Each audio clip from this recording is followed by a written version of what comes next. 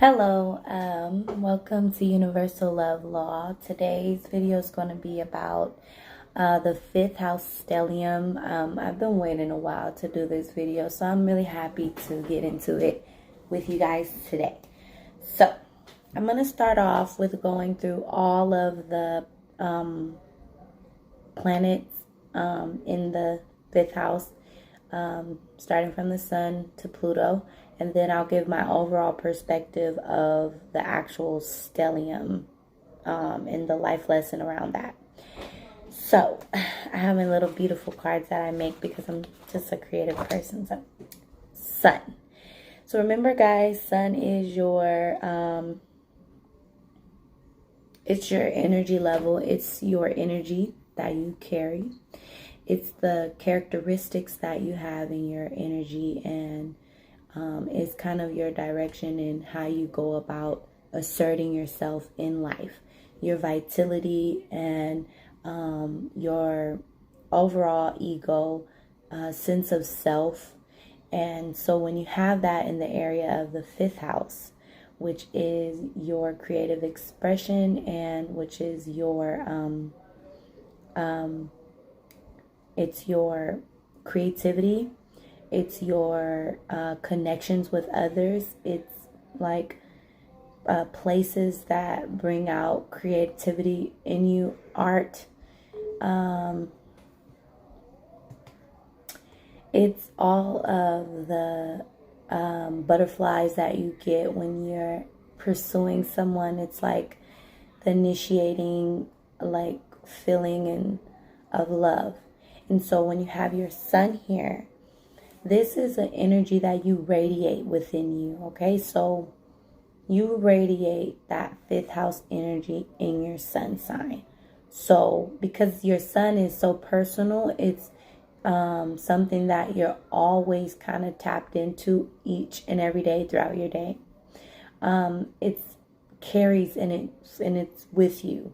So you carry fifth house energy within you. So you can be an extremely creative person, extremely flirtatious person, someone who likes to have fun, the life of the party, someone who has crushes, and someone who is just very connected with arts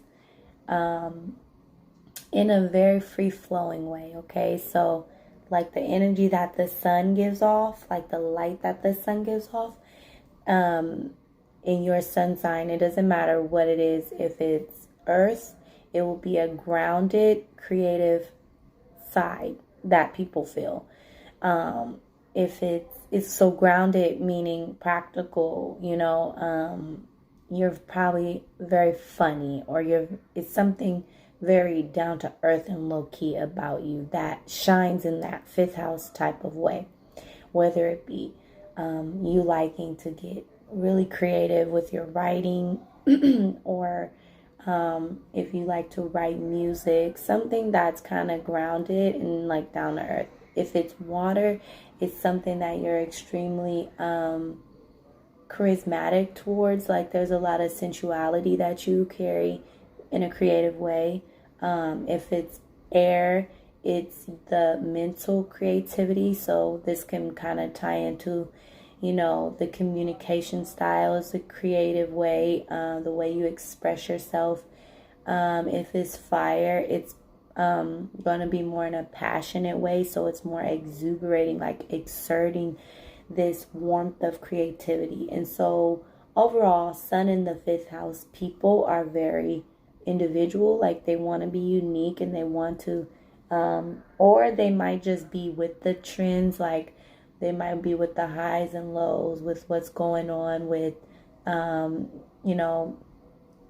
what they're into. Like it's not like they're groups, like 11th house is more so like what they're into individually. So sun, fifth house people could be into a multiple of, talents, many talents. It's something dealing with art and expression though. And it also can deal with children. Remember, the fifth house energy is creation, and one of the biggest creations in life is creating a life.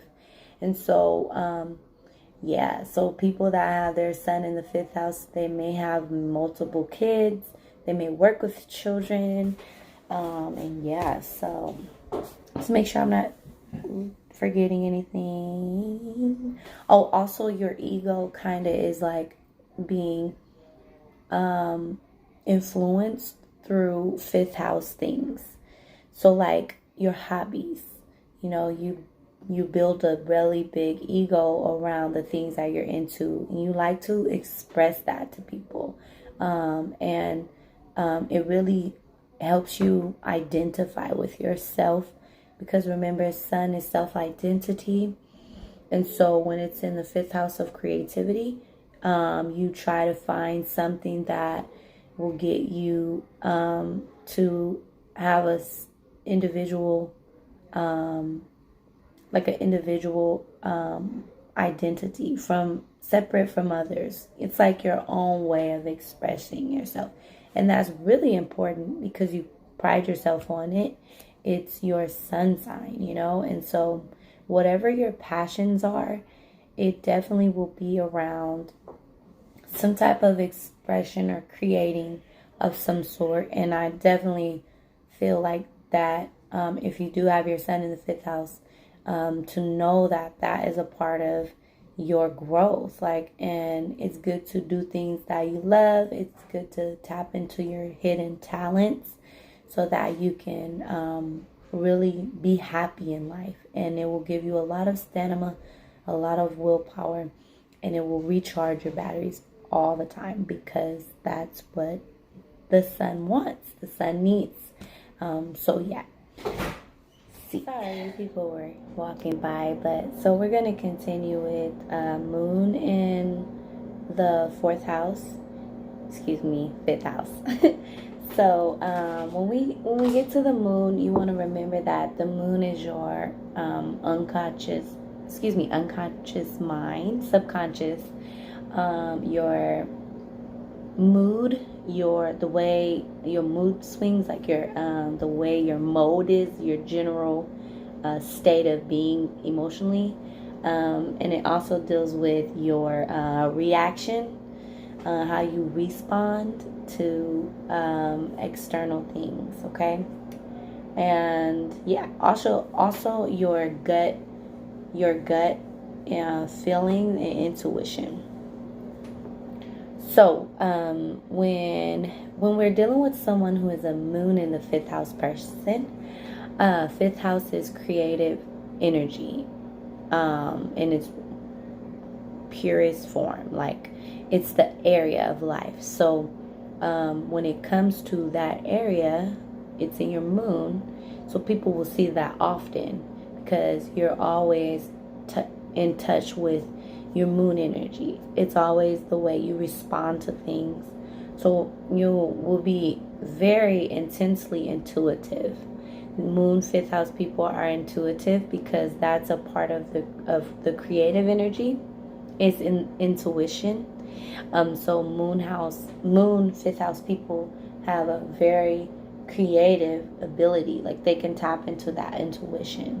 And they're also the protector of children.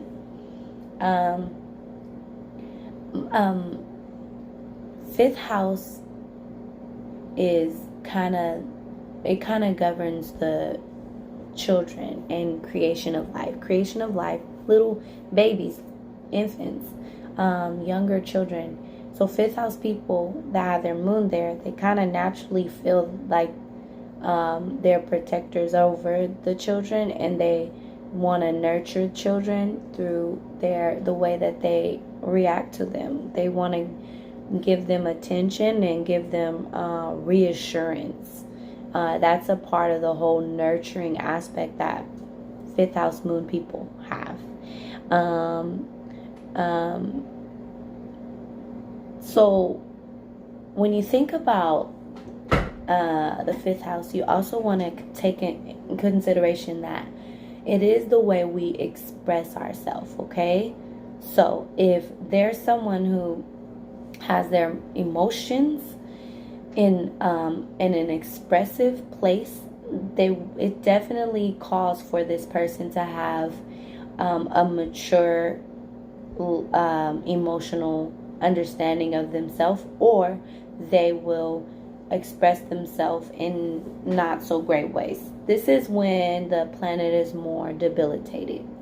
So if a moon person had more of a harder upbringing in life, that kind of shaped and molded the way that they respond to things because of their emotional immaturity, the way they come off and express themselves might be a little volatile or might be very aggressive, which is not at all their true nature, because the moon is feminine by nature. Even if the planet has a masculine sign there, it still is ruled by a feminine energy. And it's already in a masculine house, which is the fifth house.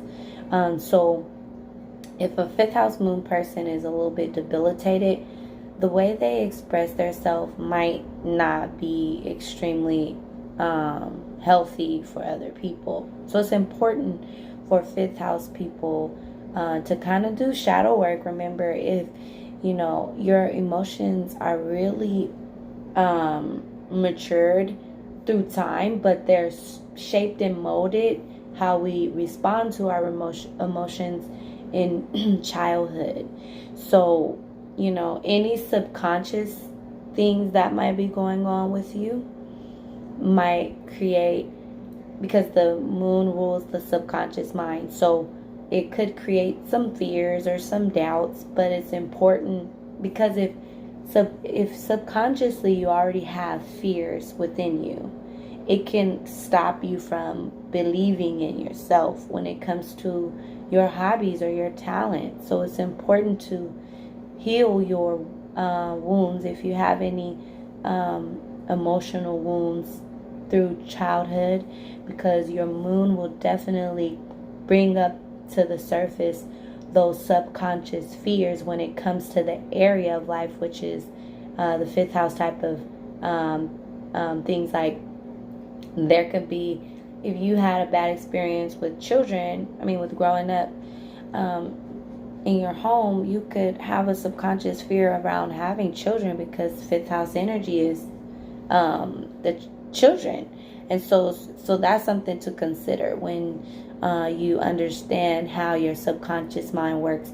And if you have some fears flestering, your creative world will be hindered by that, because that's how the moon interacts with the fifth house.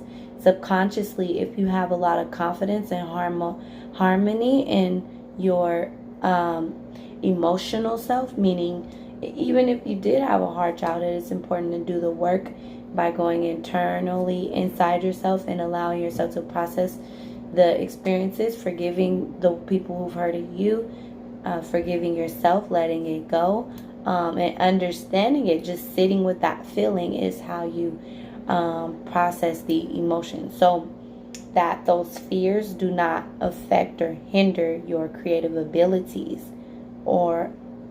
And it's not just that one example with children. It can be with anything that you're interested in, because fifth house energy also rules hobbies. So if you have like a delay on, if let's say your moon is debilitated, it can bring blockages on your creative abilities. So it's important to make sure you're doing the work emotionally to heal yourself, so that you can bring forth to the world a creative expression that is intuitively, like originally, like it's an original, unique energy that you feel intuitive, like it's connected with you, and it's so original and unique that when you bring it forth to the world, that form of expression or that talent or gift you have will inspire others, versus it being something negative. So we're going to move to Mercury. So Mercury is the mind. It's the way we communicate. It's the mental realm. It's the way we analyze and process the world around us. Reasoning, our intellect Like, so everybody's on their own intellectual, level. And so it's the level you are intellectually on. And it's the intelligence that you have in your mind, like what, um, how far you can go into understanding concepts, how quickly you can understand concepts. And so, um, and also the language. If your Mercury's here, is really a creative mind. It's someone who has tapped into this ability to make conversating fun, because the fifth house is the fun house. It's the area of life where people want to have fun, laugh. It's a higher vibrational area. It's where the sun is. So you having your your Mercury there. This is a person who likes to communicate on very surface fun levels. Like, they can even get deep, but they always keep it upbeat. They prefer to express themselves that way because that's just the way they communicate.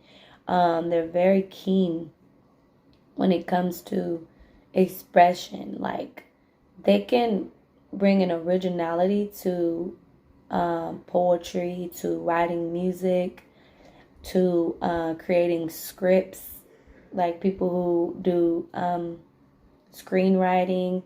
Um, these are just absolutely amazing gifts that fifth house people naturally have.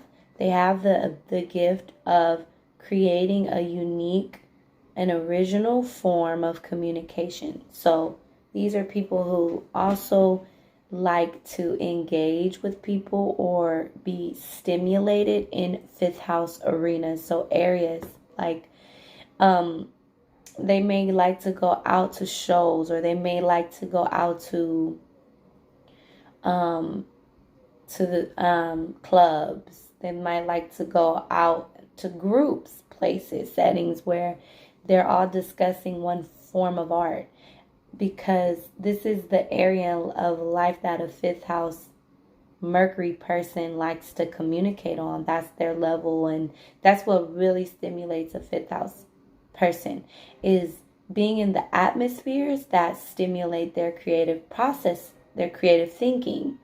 Also, like fifth house people at home, um, they may, well, it doesn't really deal with home so much unless there's like Cancer in the fifth house, which I have.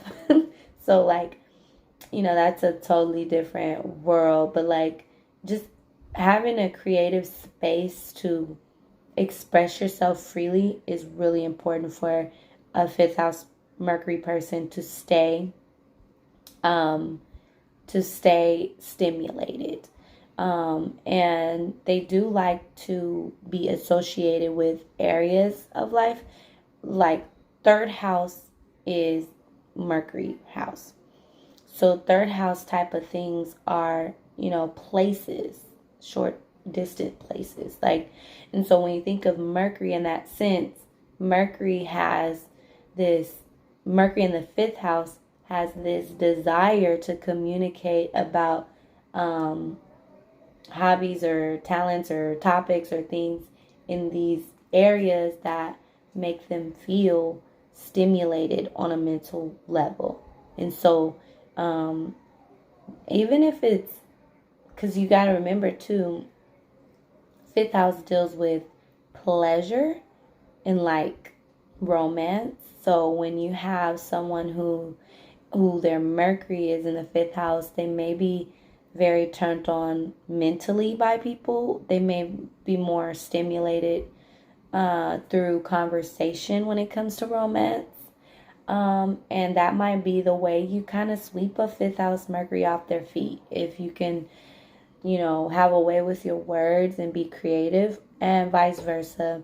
Mercury fifth house people do enjoy sweeping people off of their feet with their charm and their ability to keep a flowing conversation that is a part of their stimulation. It's the way they romanticize or connect with a person. And so, yeah, these people do have great abilities to write if they tap into that frequency, because they definitely have a way with understanding the algorithms of just creativity in its rawest form. Like, they're very tapped into good talent. Like, if you did something really good with being creative, like if you did, let's say you did a work of art, or you did a movie or something, these are critics. These are people who respond to a form of art and speak their piece on something, because they're able to really see where a person was going when it comes to the way they're creatively expressing themselves. They're good at analyzing the creative world, if that makes sense. Okay, so now let's move to Venus. So Venus is the harmony between people. Venus is artistic abilities, and it's also the relationships that you have with people, and it's it's what you find pleasurable and what you desire, and it's what you're attracted to. And so when that's in the area of the fifth house, this is a person who is a charmer, very romantic, loves the art of falling in love, loves the thought of love, just in love with the thought of love and the feeling of love, because Venus deals with, it's a stimulation of what you're attracted to, but it puts you in a state of being. When you feel attraction, it puts you in a state of being depending on your own unique desires and what feels pleasurable to you. So like, even down to like androgynous zones. Like, let's say Pisces Venus in the fifth house might really like to get their feet rubbed, or Aries Venus in the fifth house might really like to get their head rubbed, or that stimulation to the androgynous zone. And like, every sign has an area on their body that they rule and govern. And so this can really be a stimulation and something that Venus people really enjoy, and they feel good about that. But that's just the sign in like androgynous zone. But like, when you think about fun, like having fun is attractive to a Venus fifth house person. This Venus and fifth house people, they enjoy the arts, any kind of arts. They probably in school were very popular, even if they weren't very outgoing or social. These are people who, because you think of the fifth house energy in school, it's like being a part of some type of club, or like the band club, create like music, or so any form of arts, or even art class, something that stimulated the Venus person artistically, would be an area that really turned on a desire for this Venus person. So they also may love to just, it might not be them desiring children or so much as a Mars, but it is an infatuation with children. Like, where the moon would be the protector, like that mothering role, the Venus would be more of the affection towards children, the playing with children, the admiration for children, and the fun life, like fun loving energy with children would be even animals too, like your pets and things of that nature. But that's more like sixth house energy. But just your babies, whatever you consider something in its youthful state. These can be youthful, beautiful people. Like, they're very vibrant in a very youthful, fun-loving way. Fifth house energy is fun-loving and it's expression. So these people might like to express their beauty by accentuating it with makeup. They may be attracted to natural beauty. It all depends on what sign is in the Venus. But beauty is a very central theme for these fifth house people. They're very attracted to what feels good to them. And that's what they want to be around. That's what they enjoy. And let's see. Now let's move to Mars. Mars is your energy level, aggression level, your actions before the reaction. So emotions is like your moon is your reaction.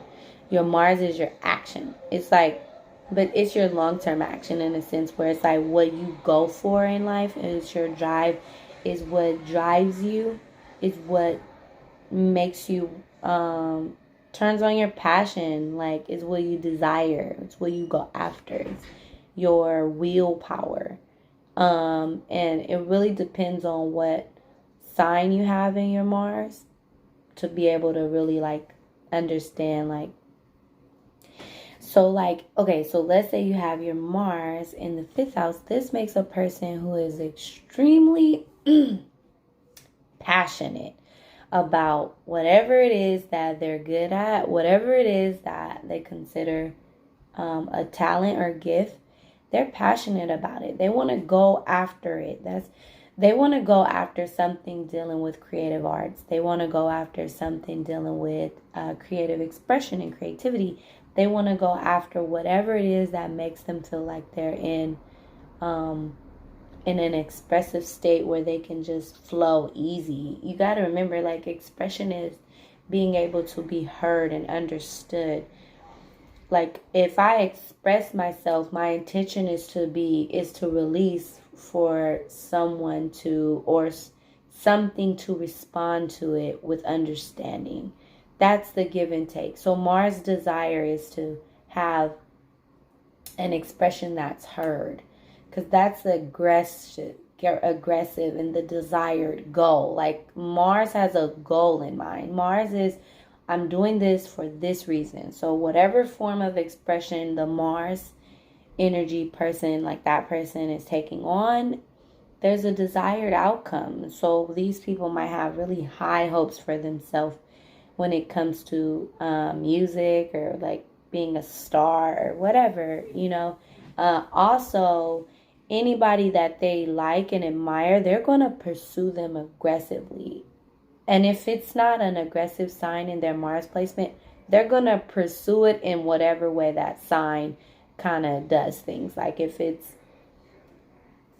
let's say you're more introverted type of like Capricorn energy, you will go about your love interest by showing them in some way, shape, or form your authority and the power that you possess. Or like, you know, not those so in your face like a Aries, you know, they're going to really, oh my God, really go after. This would be really fun to break down like the Mars in the fifth house through the signs. Like, but I would not have enough time to do the whole stellium video, but that would be cool. But so yeah, these are people who are very competitive. They want to go head to head with you when it comes to what they can do and showcasing the world, showing their children off. These are those parents that are very proud parents, whether it be their child just learned how to tie their shoe and they're recording it for Instagram or Facebook, or even just bigger things like their child won a trophy, and or just, you know, them presenting a speech in class or in front of an audience. Like, these are parents who go hard for their children, go to war, and are warriors for children. Like, they stand up for what's right. They don't like children to be being mishandled. They look like, so like that moon is more like the nurturing motherly responding energy, reactive energy. The Mars is the more aggressive energy, protector energy, but when it's called to, so when it's stimulated. Like, moon is something you're tapped into all the time, but because you're always in your emotional body, you're always in your sun, your moon, and your rising. That's always just like, and Mercury, like all those things. But Mars is, something that, depending on how it's aspected to your sun, moon, and rising. But like when we talk about fifth house energy, Mars, it's stimulated when it's turned on. Like it's like a light switch. Like when Mars is on and it's time to go, that's when Mars reacts. So with children, it's more of a protective when needed. Like when children are around, children might be around. They might be, the Mars person might be stimulated to play when when the Mars is stimulated, when it's something like a game, competitive sport, or something a desired goal to teach a child something, like that's when they kind of waken that Mars energy. But children naturally stimulate the Mars person. It stimulates the Mars energy out of a Mars in the fifth house person, if that makes sense. So yeah, these people are very talented with, Mars is like your ability to do. So these are people who think of great creative ideas to go after something that they desire. These are people who think of outside of the box. Like they're unique, not just thinkers like a Mercury, but like they will go out of their way, or they'll do something different than anybody else did to get to that desired goal, because they're creative when it comes to their actions, when it comes to what they desire and what they're going after in life. And yeah. And they might really have a strong desire to create children. These are people who want to make babies, the baby makers. Heads up, y'all. It might have multiple children, like a lot of children. Or it might just take on a lot of children that aren't theirs, but they're children in their eyes. So, now let's say you have Jupiter in the fifth house. So your Jupiter is your luck. It's expansion. So it's like a magnifying glass being placed on your fifth house. So it's like expansion in that area, but it's also coming with a set of authority that protects you in that area. Like, it's like a protection, like there's justice and order in that house, because Jupiter deals with justice and order, and it deals with higher learning. And when it's in your fifth house, this is a person who's tapped into creativity on a higher oscillation, like on a way higher scale. They're really tapped into their creative expression, and whatever talent or gift that they have, they're tapped into it on a higher level. Like they have a knowledge and a deep understanding of things. They might fall in love in the sense where there's marriage, the person that sweeps them off their feet and they can have fun with and express themselves creatively. They might want to marry that person. Abundance. So let's say you have your fifth house Jupiter person here with the amazing talent, and they go after it. There is possibility of abundance in that. Whatever it is that you're into, whatever gift you have, if you tackle it on and stay consistent, Jupiter will come around in, slow timing, but it will come around and give you the rewards for that.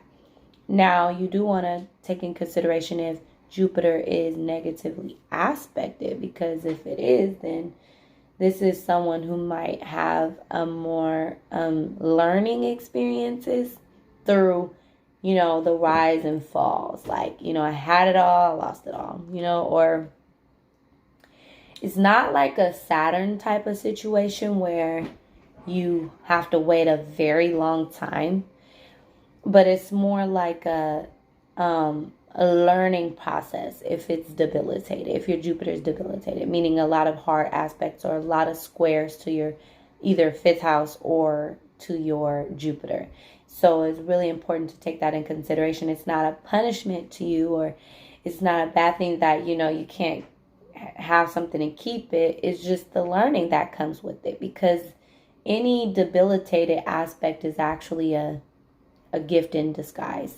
So yeah, it may seem like you aren't given, not aren't given, but aren't keeping things that you create for yourself, because Jupiter comes back around and gives you realization moments. Like it's justice. So if you do things unfairly with people or romantic situations, or you're treating people with these creative endeavors or whatever it is that you're into, if you're doing it in a way where there's negative intent behind it, Jupiter will come back around to teach you that that's not okay to do it that way. This is how we should do it.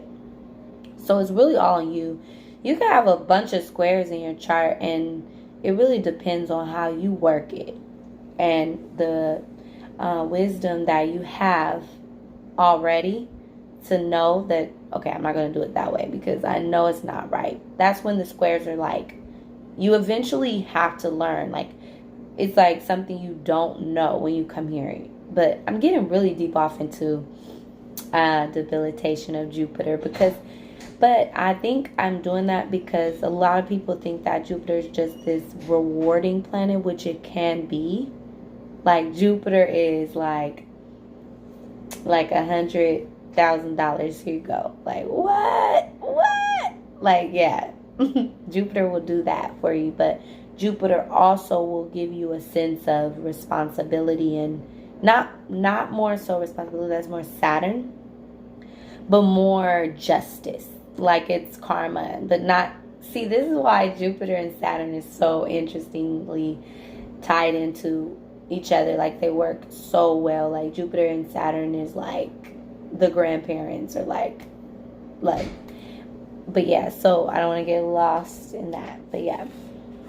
So, see, Saturn. So Saturn is structure, order, discipline, maturity, time, patience. Like, I love Saturn. I could go on and on.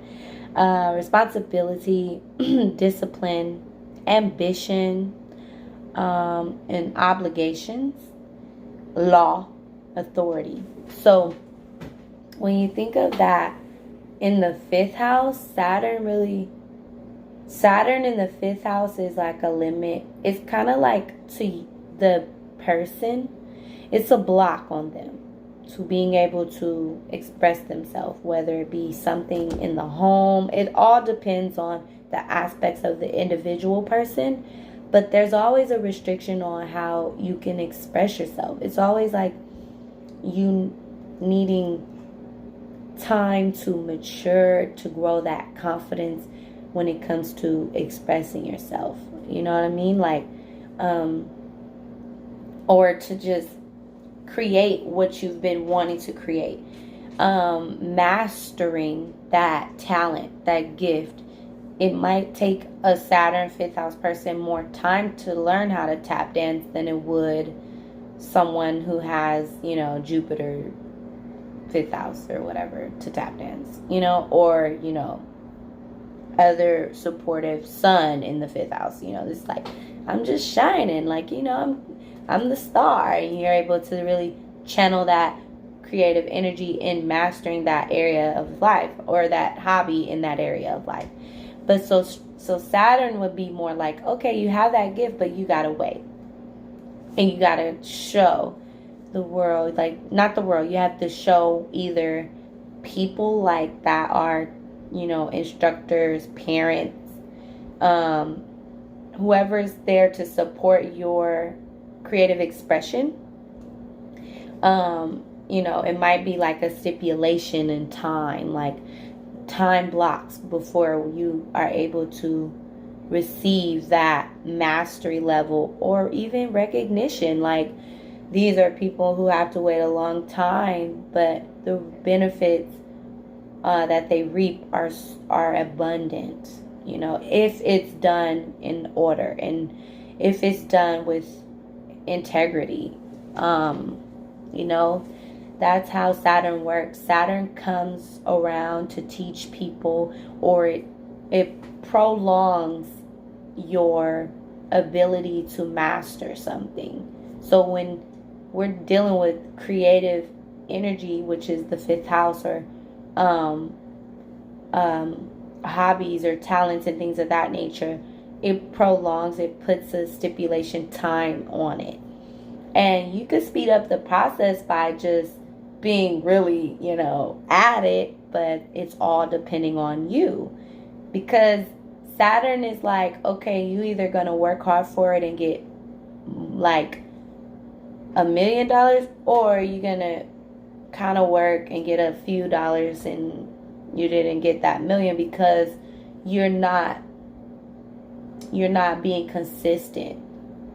Saturn is consistency. It's like that structure, order, things are in place, like brick by brick, structure by structure, learning, developing, processing, analyzing, double checking, making sure that you have this in order. Then Saturn will release its grips on the block so that it can be seen, so that you can be heard, so that your expression, which is your creative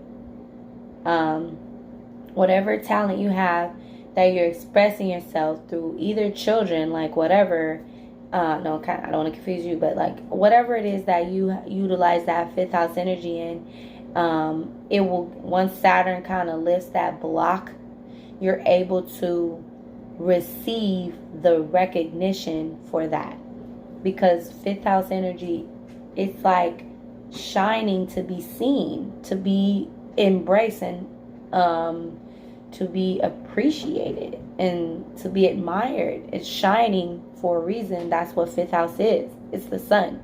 But if your Saturn is there, it will kind of restrict you from being given that recognition in due time. So it's important to be responsible. It's important to be consistent. It's important to never give up. It's important to have integrity on your journey, because you will reap all the benefits. These are people who like blow up. Like, it reminds me of like Samuel L. Jackson, who didn't get recognized as the person he was until he was later in life.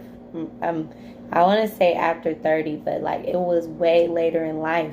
But every Samuel L. Jackson movie is bomb. Like, it's always like really hella good. Like, that's the type of energy Saturn brings to your fifth house.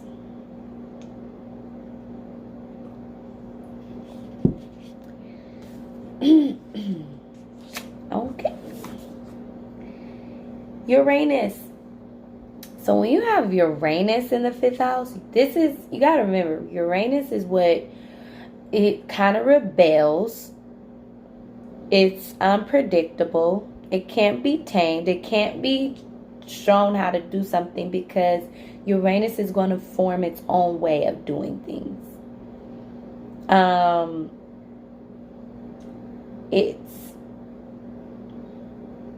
It's unique. It's original. So Uranus is originally ruled by Aquarius. Okay, so, but whatever sign you might have in your Uranus, remember Uranus is a distant planet, so it's not always provoked and triggered. It's not always being seen. So let's say you're in an area, or let's say that your fifth house is being stimulated due to you being in a place where you're learning a talent or learning a hobby. Something dealing with the energy of the fifth house. Something dealing with children. Something dealing with creation. When it comes to you being in that type of experience or moment, some type of fifth house moment, it's either you're going to be a little quirky in that area because you have your own way of doing things. It's like you will rebel against certain things that sometimes just to do it because that's that Uranus energy is just like rebellion. Like, nope, I want to do it this way. But like what you bring to the table is such an out of this world outlook on why you even disagree with it. So it brings that abstract thinking. It brings in that out of the box, out of this world type of ideas and like responses from people. Like, this is your Uranus being in your creative area. So whenever you're in the area of creation, it's always going to be this uniqueness that you bring that will be ready to rebel against anything that kind of you don't feel like goes with your creative energy.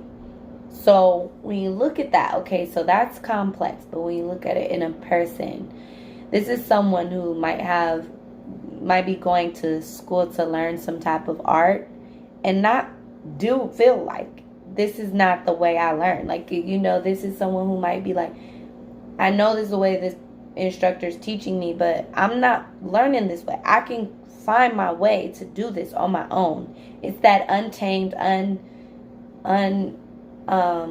molded type of creative energy. It's the one that teaches itself. It's the genius. So these people can definitely teach themselves how to do a lot of things and want to be acknowledged as someone unique, not as everyone else. So you might be a drummer with same fifth house energy, different planet, out of this world. You naturally have that star power. But Uranus there would take it to another level. Like, it's something so unique about this drummer. Like, it's different, it's otherworldly, and it's just an energy signature that you possess that people kind of pick up on. And so, yeah, that's Uranus.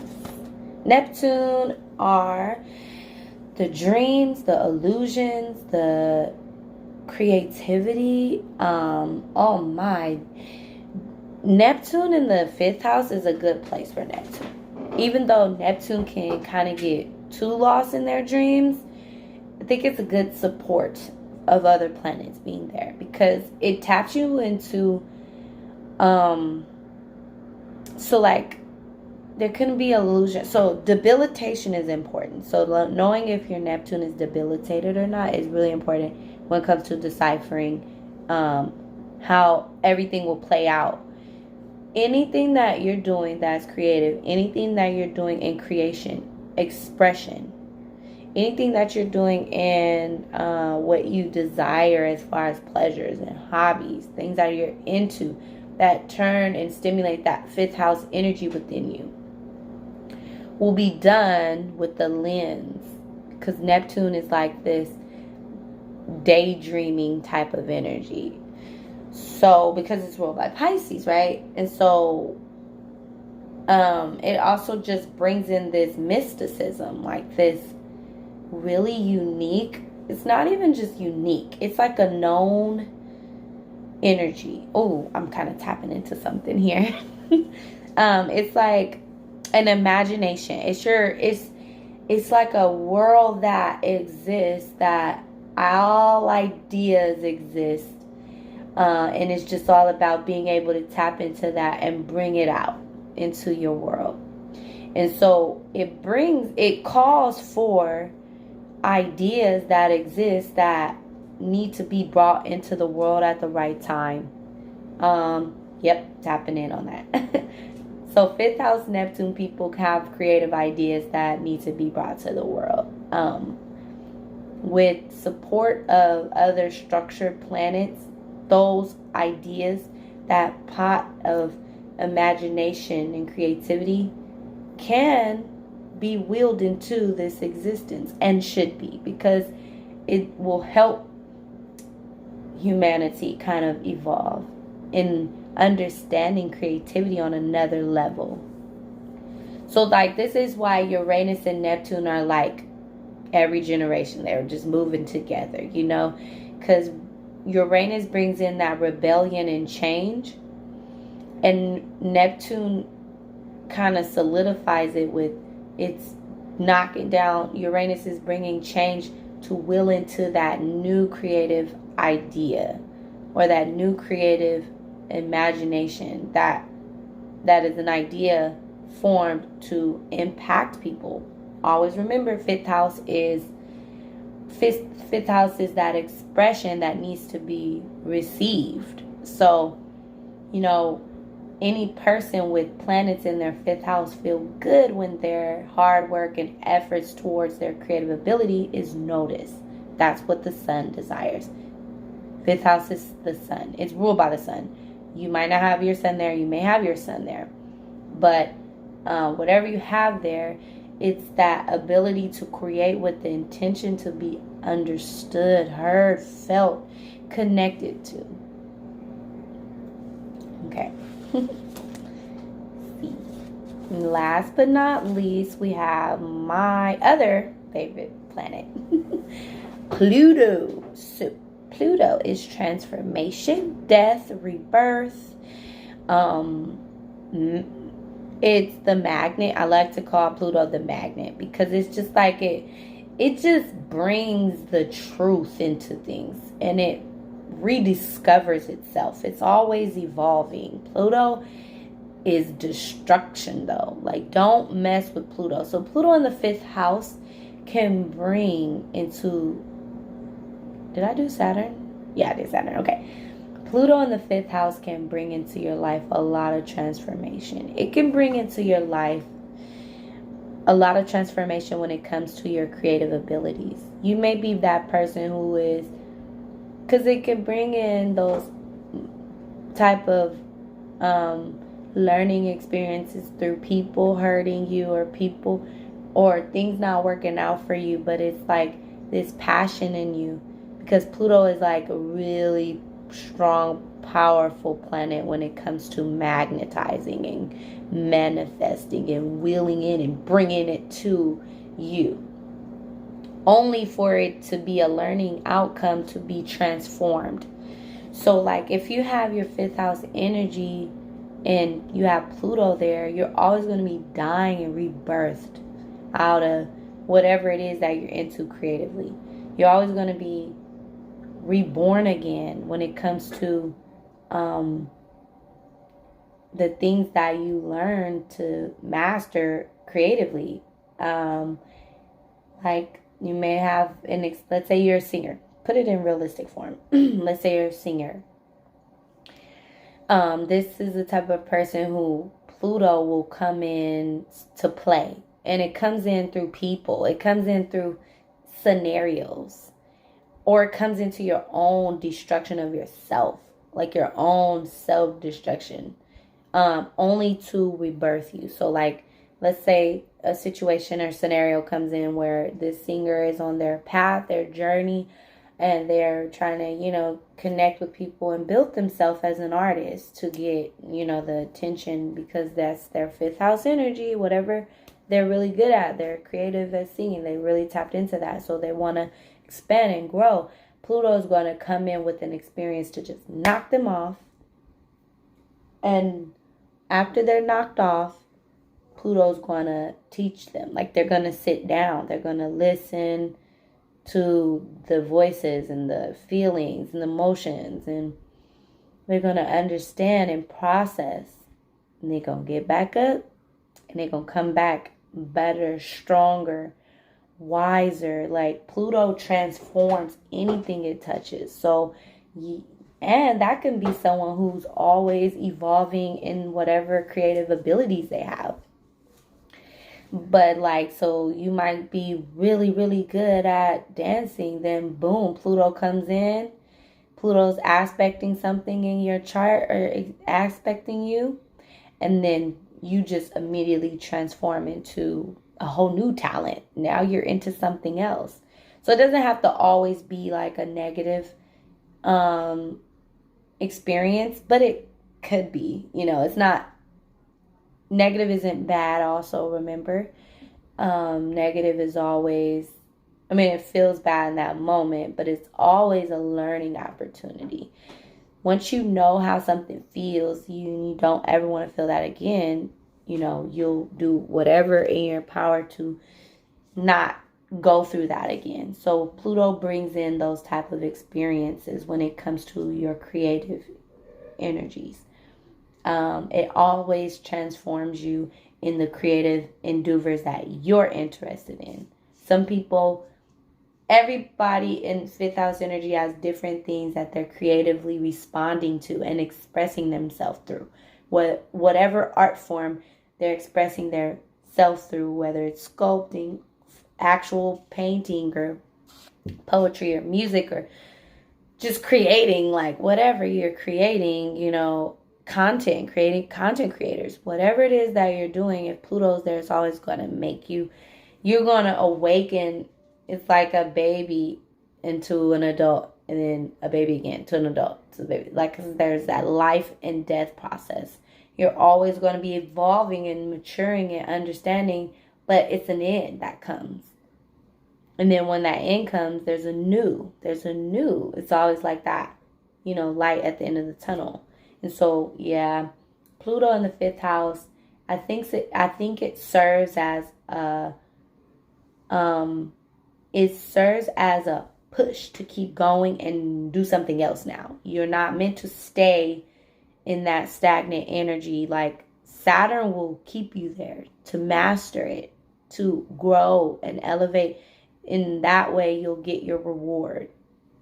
Pluto is like, and don't think Pluto is not supportive when it comes to reward. Pluto magnetizes rewards and gives you great rewards. As long as you are following your path creatively, whatever it is that you're into, that fifth house energy, whatever it is, as long as you're staying true to that, Pluto will always come in and tell you, okay, time to wrap it up. If you wrap it up, move on, everything gonna be easy for you. If you don't, okay, how you want to do this? It's one way or it's two ways. You doing it your way or my way. So Pluto comes in like that, and Pluto does not play, okay? Pluto don't play.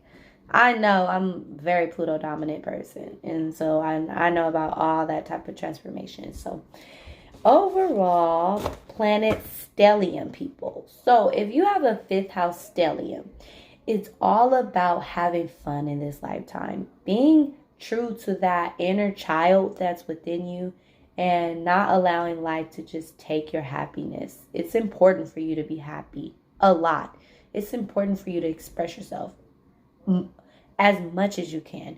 You bring forth to the world an understanding and creativity that people grow and learn from, and it will transform people's lives around the world, and it will transform people's lives within your world, whether it be your Mercury, just the way you communicate. It might inspire someone. You have this ability to through expression to bring forth light. And you can use that power in however you choose, or whatever time of your life, whatever you're going through. I'm just seeing so many scenarios when it comes to the fifth house, how it could play out for you with any planet. Like, it's all going to be dealing in the area of life, which is creation, which is children, which is having fun, that pleasure energy. It's really important for fifth house people, stellium, to really tap into that energy and be creative and be able to hone in on their creative abilities, master their hobbies, bring it forth to the world, but to not allow it to rule your life and your emotions, and not to allow it to destroy you. Whatever it is you're into, it's important to not allow it to destroy you. It's important for you to evolve, utilize that utilize that gift that you have to transform and ascend and help the world. So I hope you guys like that video. Please let me know what you think in the comments, and thank you. Peace.